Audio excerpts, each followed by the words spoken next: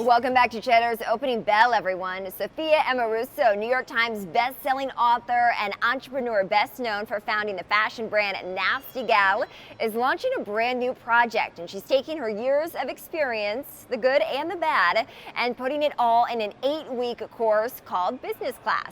The goal is to help build up young founders and entrepreneurs, and I'm now joined by the girl boss herself, Sophia Amoruso. Sophia, it's great to see you. Hi, how are you? Doing well. I gotta ask Good to see you, you. it's great to see you. Great to tap your brain here. And I mean, what a great use of your skills putting it forward in this business class experience for people. What are the key lessons that if people sign up for this and go through the 8 class course, they can take advantage of? Yeah, absolutely. So it's 7 flights. It's over 8 weeks. So it's business class, which sounds like the most boring name ever, but it's actually an airline pun, and you'll see when you visit. You should expect to learn everything from finding your strengths to brand marketing, paid marketing, building your brand identity, legal, so intellectual property, protecting your mark, getting paid, negotiating, um, hiring for diversity and inclusion, managing your unconscious bias, building digital communities online. We have specialists teaching a couple different modules in addition to me. It's a lot. It's a lot. It's pretty comprehensive. It's everything that I've earned over 15 years of trial and error and a lot of wins and a lot of really hard moments. And I really want to just help a new generation of entrepreneurs uh, do the same, but do better. I love that, Sophia, just the honest authenticity that you're bringing to this. We know that Nasty Gal did file for bankruptcy several years ago, and you've stepped aside actually from Girlboss Media, citing financial issues there. Do you talk about some of the challenges head on in this class and the lessons that you Yeah. did learn from them? Yeah, absolutely. I started my first company when I was 22. It was a wild ride. It was an accident. It was an eBay store. And it became, I bootstrapped it to $30 million in revenue, and it became much larger than that after. But bootstrapping is something that I still understand and that I relate to. Ultimately, what I wish I had when I was 22 when I started a business was something like business class, because I was feeling my way around in the dark. And so when you start something without intention, like I did with Nasty Gal, which was an incredible ride, what it scales into is something that looks like not having intention, but just really big. And it can be very, very messy. And so I want to bring that kind of professional thinking that I've learned over such a long period of time to this new generation. So it's a very unique time. Obviously, the pandemic has upended this employment market like never before. I mean, really since the Great Depression. And so for people who are on the sidelines, they're thinking about starting a business right now, or they want to at least build their brand online in these challenging times. Are you optimistic that they can be successful despite the roadblocks they may face? Yeah, absolutely. Everybody's coming from a different vantage point. But it's a time of experimentation. Like, it's a time where most of us have an internet connection. We're sitting behind our computers. We have all of these incredible tools at our disposal, like Shopify and Squarespace and Etsy, and we can try things. So, there's no harm in trying. I mean, one, if you can apply for unemployment, I think you should. You don't have to go all in on starting a business, and just try things out first. So now that you can use these digital tools to just put something out there, to just put the smallest idea out there, or even have Zoom calls and ask people if they would like your idea. Talking to people is really important.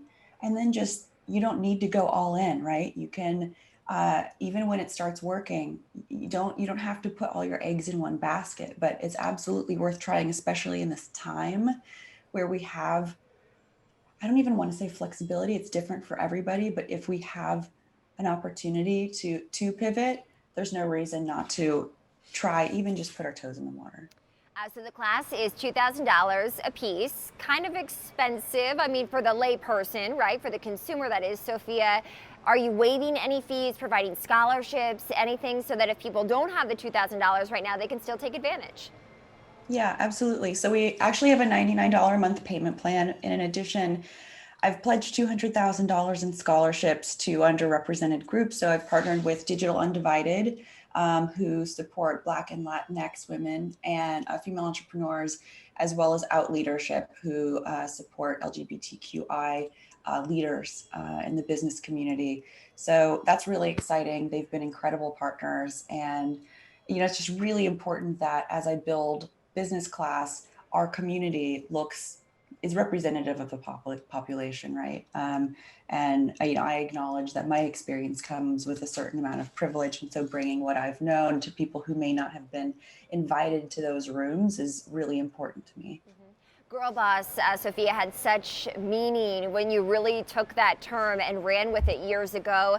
Now there are some questions or there's some pushback that it can actually be belittling to women entrepreneurs. Do you agree with that? Do you think that's the spirit of the term?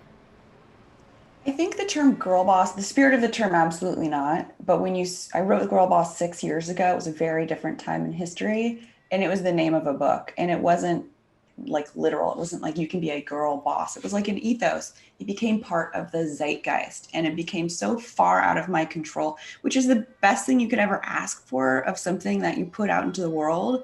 But it's also a legal, like intellectual property nightmare because everything on Etsy says girl boss on it.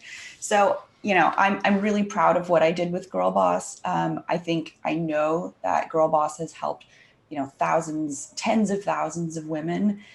In terms of the term, my first two companies had gendered names. It was Nasty Gal and Girl Boss, and there's a reason that business class isn't gendered. I think it's a different time, and I want what I'm doing now to be for everybody.